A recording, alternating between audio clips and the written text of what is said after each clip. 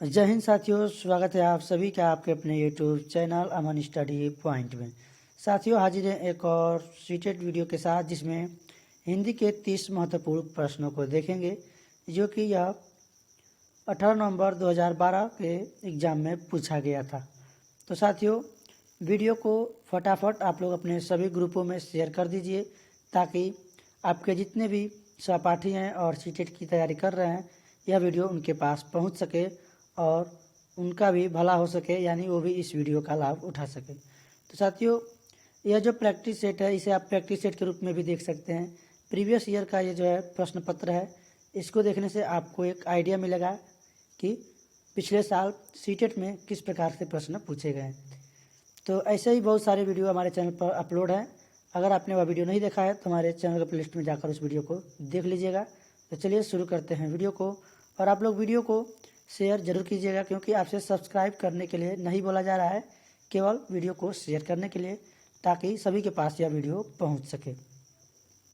तो पहला प्रश्न है आपके स्क्रीन पर, एक भाषा शिक्षक के लिए सर्वाधिक महत्वपूर्ण है। ऑप्शन है भाषा का आकलन, बच्चों को भाषा प्रयोग के अवसर उपलब्ध कराना, भाषा की त्रुटियों के प्रति कठोर रवैया अपनाना, या फिर भाषा की पाठ्य पुस्तक। तो हम यहाँ पर प्राथमिक स्तर का जो सीटेट का प्रश्न है हम हल कर रहे हैं। तो यहाँ पर जो है हम कठोर रवैया नहीं अपना सकते हैं। जहाँ भी कठोर दंड देना या फिर पुस्तक की बात की जाए तो हमको उसको अपने सकारात्मक प्रश्न में आंसर नहीं लगाना है। तो यहाँ पर जो है हमारा राइट आंसर जाएगा बी के साथ, यानी बच्चों को भाषा प्रयोग के अवसर उपलब्ध कराना यह सर्वाधिक महत्वपूर्ण होगा। राइट आंसर जाएगा बी के साथ। चलिए देखते हैं अगले प्रश्न को। अगला प्रश्न है, भाषा की कक्षा में एक शिक्षक बच्चों से क्या अपेक्षा कर सकता है, यानी करता है। संस्कृत निष्ठ भाषा में ही जवाब दें, बच्चे अपनी मातृभाषा का बिल्कुल भी प्रयोग न करें, बच्चे सवालों के बधे बधाए जवाब न दें, या फिर बच्चे सवालों का बधे बधाए जवाब दें। तो बधे बधाए यह जो है हमारा नकारात्मक टैग वर्ड है, और बच्चे अपनी मातृभाषा का बिल्कुल प्रयोग न करें, यहाँ पर भी जो है उन्हें स्वतंत्रता नहीं मिल रही है। तो यह भी हमारा ऑप्शन गलत होगा। और यह भी हमारा उचित नहीं है, संस्कृत निष्ठ भाषा में ही जवाब दें, उन्हें बाधित नहीं किया जा सकता, यानी बच्चे सवालों का जो है बधे बधाए जवाब न दें। राइट आंसर हमारा जाएगा यहाँ पर ऑप्शन सी के साथ। चलिए देखते हैं अगले प्रश्न को। अगला प्रश्न है, भाषा स्वयं में एक नियमबद्ध व्यवस्था है, एक जटिल चुनौती है, एक विषय मात्र है, या फिर संप्रेषण का एकमात्र साधन है। तो जहाँ पर एकमात्र भी यहाँ पर दिखे आपको, ये हमें सकारात्मक प्रश्न में निगेटिव टैग वर्ड को क्रॉस कर देना है, ये हमारा आंसर नहीं होगा। अब इस दोनों में से हम देखेंगे भाषा क्या है, यह जो है अपने आप में एक नियमबद्ध व्यवस्था है। तो राइट आंसर हमारा जाएगा यहाँ पर ऑप्शन ए के साथ।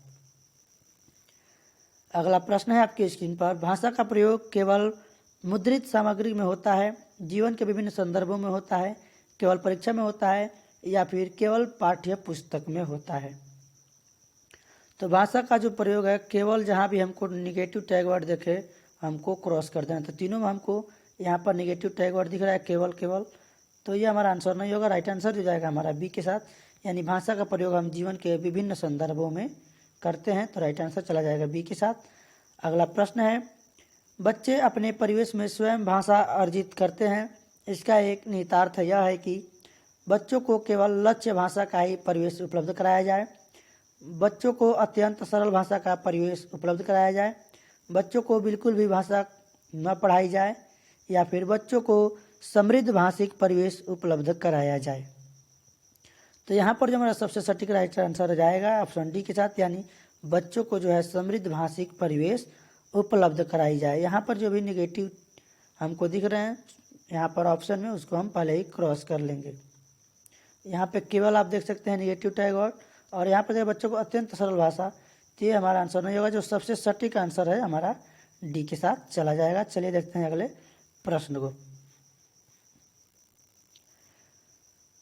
भाषा सीखने सिखाने का उद्देश्य है दूसरों की बात समझना सीखना, अपनी बात की पुष्टि के लिए तर्क देना, विभिन्न स्थितियों में भाषा का प्रभावी प्रयोग करना, या फिर अपनी बात कहना और सीखना। तो यहाँ पर जो हमारा राइट आंसर जाएगा ऑप्शन सी के साथ, यानी जो है भाषा सीखने सिखाने का जो उद्देश्य है विभिन्न स्थितियों में भाषा का सही प्रभावी प्रयोग करना। तो राइट आंसर चला जाएगा ऑप्शन सी के साथ। अगला प्रश्न देखेंगे, भाषा अर्जन में महत्वपूर्ण है भाषा का शिक्षक, भाषा में विभिन्न रूपों का प्रयोग, भाषा का व्याकरण या फिर पाठ्य पुस्तक। तो भाषा अर्जन में जो सबसे महत्वपूर्ण है वह जो है भाषा का व्याकरण है। राइट आंसर जाएगा ऑप्शन सी के साथ। अगला प्रश्न देखेंगे, बच्चों की भाषा संबंधी क्रमिक प्रगति का लेखा जोखा करना डैश डैश से संभव है। ऑप्शन यहाँ पर मौखिक परीक्षा, पोर्टफोलियो, उत्तर पुस्तिका या फिर लिखित परीक्षा से। तो यह जो है बच्चों का भाषा संबंधी क्रमिक प्रगति का जो लेखा जोखा करना है वह पोर्टफोलियो से ही संभव है। राइट आंसर जाएगा बी के साथ।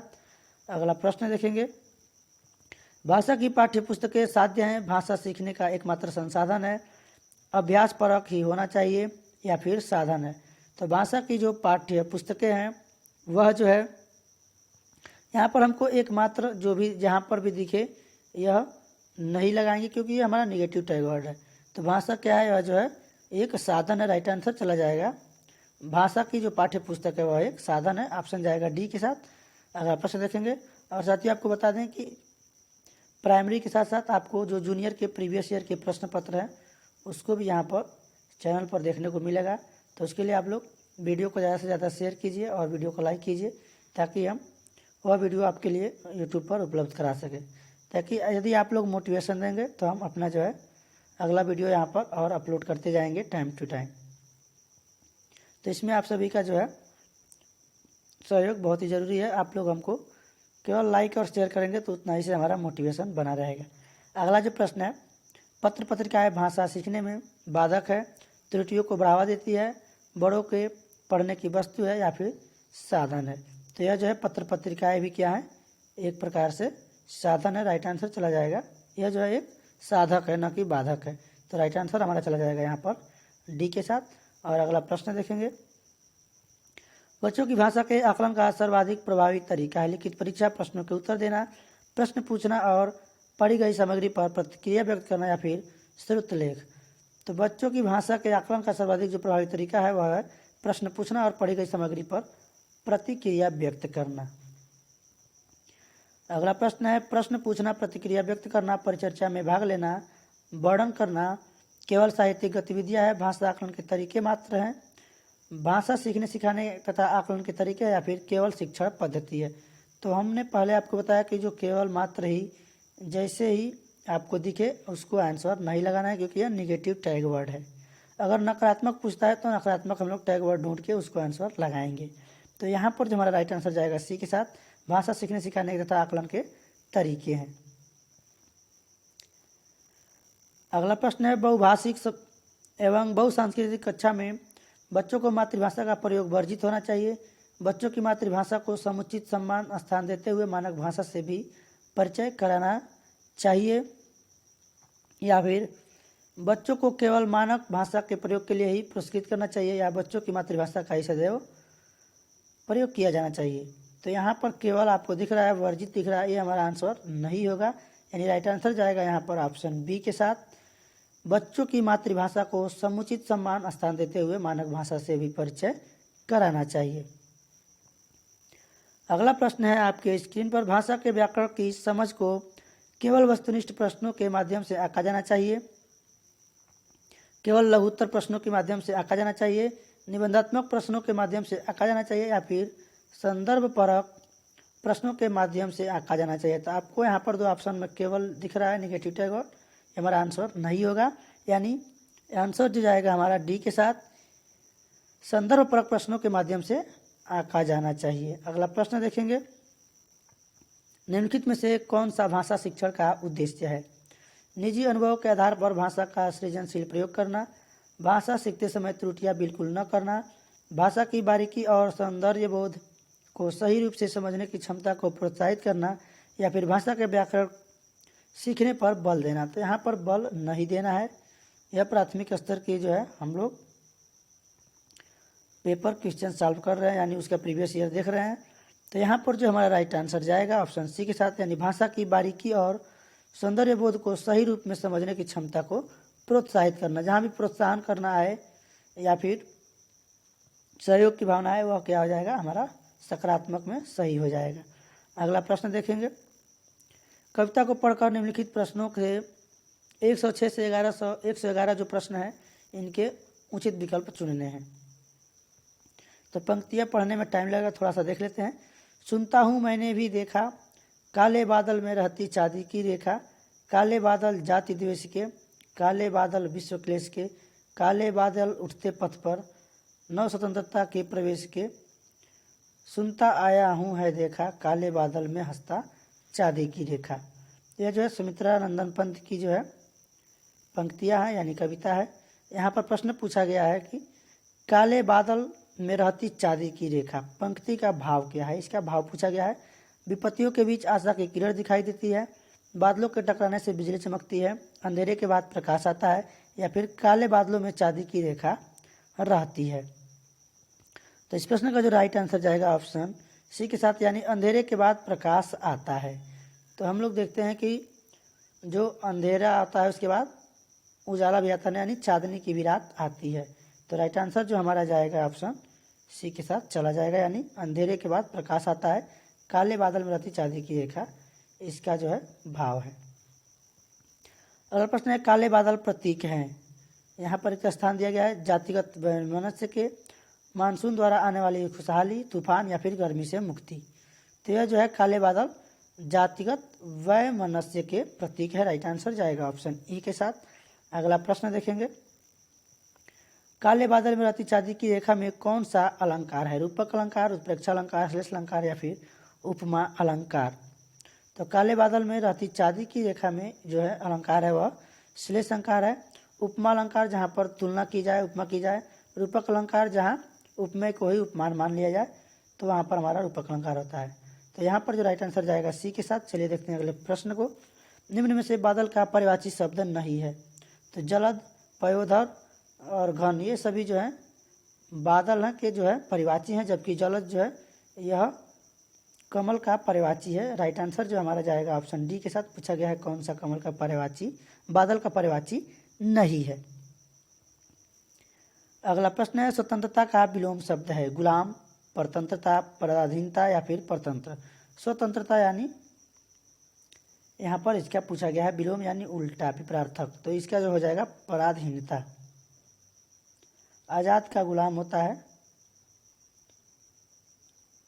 अगला प्रश्न देखेंगे, कवि क्या सुनने और देखने को की बात कहता है, बिजली को, आशा की किरण को, निराशा को, या फिर बादलों को।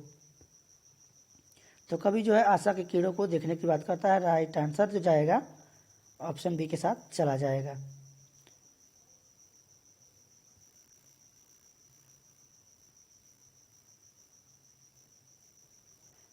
अब यहाँ से जो अगला प्रश्न है, यहाँ पर गद्यांश को पढ़कर निम्नलिखित प्रश्नों के उत्तर यहाँ पर देने हैं, यानी उचित विकल्प चुनने हैं।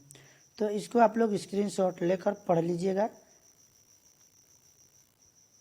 यहाँ पर जो पंक्तियाँ है गद्यांश की काफ़ी थोड़ा सा बड़ी है।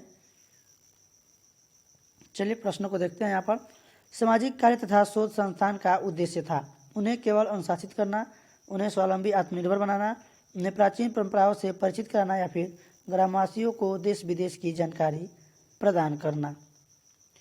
तो यहाँ पर जो राइट आंसर जाएगा ऑप्शन बी के साथ, यानी सामाजिक कार्य तथा शोध संस्थान का उद्देश्य था उन्हें स्वावलंबी और आत्मनिर्भर बनाना। तो आप लोग जब यहाँ पर पढ़ेंगे, स्वावलंबी विकास केंद्र चल रहा था जिसे स्थानीय ग्रामवासी मिलजुल कर चला रहे थे, तो यहाँ से आपको आंसर मिलेगा। हम गद्यांश को पढ़ चुके हैं, आप लोग भी एक बार पढ़ लेंगे वीडियो को रोककर। अगला प्रश्न देखेंगे, लेखक का मानना था कि ग्रामवासी अपनी समस्याएं स्वयं सुलझा सकते हैं, ग्रामवासियों को अपनी समस्याएं स्वयं सुलझाने की आदत है, आधुनिक समय में वैज्ञानिक उपकरण और जानकारी से कटकर या उसकी अवहेलना करके तरक्की नहीं की जा सकती है, या फिर आधुनिक समय में वैज्ञानिक उपकरण और जानकारी के बल पर ही तरक्की नहीं की जा सकती है। तो यहाँ पर प्रश्न को एकदम ध्यान से पढ़ना है और समझना है, यानी कि लेखक का मानना था कि आधुनिक समय में वैज्ञानिक उपकरण और जानकारी से उपकरणों से कट कर जो है उसकी अवहेलना करके हम तरक्की नहीं कर सकते हैं। तो राइट आंसर जाएगा सी के साथ। और यह जो है आप जब गद्यांश उठाकर यहाँ पर देखेंगे अच्छे से, तो आपको यहाँ पर आसानी से इसका उत्तर मिल जाएगा। तो यहाँ पर जो दिया गया है कि आज के ज़माने में वैज्ञानिक उपकरणों और जानकारी के बल पर ही तरक्की की जा सकती है, उससे कट कर अवहेलना करते हुए तरक्की नहीं की जा सकती है। तो यहाँ पर आप देख सकते हैं नहीं की जा सकती है, तो इसलिए हमारा राइट आंसर जाएगा सी के साथ। बाकी आप लोग गद्यांश देखते जाइएगा, हम केवल इसके आंसर बताते जाएंगे। अगला प्रश्न है, संस्थान के निर्णय और संचालन का आधारभूत भूमिका इनमें से किसकी है? केवल गरीब और दलित महिलाओं की, उस गांव में रहने वाले सभी लोगों की, गांव प्रधान की, या फिर संस्थापक की? तो यहाँ पर जो है संस्थान के निर्णय और संचालन में आधारभूत भूमिका उस गांव के रहने वाले सभी लोगों की थी, यानी कि सभी गांव के लोग मिलजुल कर चला रहे थे। तो देख सकते हैं यहाँ पर सभी लोग पुरुष मिलकर चला रहे थे और सबकी भूमिका उसमें थी। तो राइट आंसर जाएगा यहाँ पर बी के साथ, जो कि यहाँ पर बी में दिया गया है। अगला प्रश्न देखेंगे, आत्म उपसर्ग किस शब्द में नहीं है? आत्मसम्मान, आत्मीय, आत्मनिर्भर, या फिर परमात्मा? तो यहाँ पर जो है ऑप्शन सी में आप देख सकते हैं परमात्मा में आत्म उपसर्ग नहीं है। उपसर्ग किसी भी शब्द में पहले आते हैं और प्रत्यय बाद में आते हैं। तो राइट आंसर यहाँ हमारा जाएगा ऑप्शन सी के साथ। अगला प्रश्न है, लेखक के अनुसार तिलोनिया गांव में हमारे देश के आजकल के इतिहास का विस्मयकारी पन्ना लिखा जा रहा है। इसका कारण है वहाँ एक स्वावलंबी विकास केंद्र चल रहा है, वहाँ के लोग अनुदान पर आश्रित हैं, केंद्र में इतिहास पर विस्मयकारी शोध किया जा रहा है, या फिर तिलोनिया गांव पिछड़े गांव के रूप में माना जाता है। तो यह जो है वहाँ एक स्वावलंबी विकास केंद्र चल रहा है। राइट आंसर जाएगा ऑप्शन ए के साथ। चलिए इसको भी हम यहाँ पर देख सकते हैं। जगह है, देखिए तिलोनिया नाम का कोई जगह है जहाँ हमारे देश के समसामयिक इतिहास की एक विस्मयकारी पन्ना लिखा जा रहा है। वहाँ पे क्या है, एक स्वावलंबी विकास केंद्र चल रहा है। तो यहाँ से हमारा राइट आंसर जाएगा ए के साथ। तो काफ़ी गद्यांश आसान है, इसको आप यहाँ से काफ़ी अच्छा नंबर ला सकते हैं गद्यांश के द्वारा। अगला देखेंगे प्रश्न यहाँ पर, शताब्दी डैश डैश समास का उदाहरण? द्विगु समास, तत्पुरुष समास, अव्ययीभाव समास, या फिर बहुब्रीहि समास? तो शताब्दी जो है यह द्विगु समास है, यानी जहाँ पर संख्यावाची देख सकते हैं, इसमें जो प्रथम पद है संख्यावाची है, इसलिए हमारे पास द्विगु समास हो जाएगा। अगला प्रश्न है, गांधी जी रिक्त स्थान को मान्यता नहीं देते हैं? कर्मठता, सादापन, अकर्मण्यता, या फिर आत्मनिर्भरता?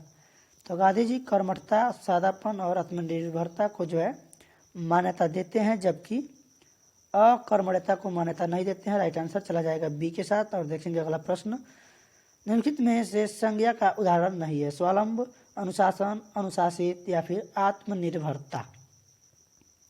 तो स्वावलंब और अनुशासन, आत्मनिर्भरता ये सभी संज्ञा के उदाहरण हैं, जबकि अनुशासित संज्ञा के उदाहरण नहीं है, इसलिए हमारा राइट आंसर जाएगा यहाँ पर ऑप्शन सी के साथ। और आखिरी प्रश्न है, इस वीडियो का उपयोगी शब्द का विलोम है? अनुपयोगी, अनुपयोगी, उपयोगिता, या फिर अउपयोगिता? तो ये सभी अशुद्ध दिया गया है, और उपयोगी का उपयोगिता तो होगा नहीं, यहाँ पर इसका जो विलोम शब्द होगा अनुपयोगी हो जाएगा। राइट आंसर जाएगा ऑप्शन ए के साथ। इसी के साथ वीडियो समाप्त हुआ। तो साथियों, आप सभी को वीडियो पसंद आया हो तो वीडियो को लाइक करें और वीडियो को ज़्यादा से ज़्यादा शेयर करें, और चैनल पर पहली बार हैं, वीडियो पसंद आया है तो दिल से लाइक करें। धन्यवाद। जय हिंद। चैनल को सब्सक्राइब करना ना भूलें। अमन स्टडी पॉइंट।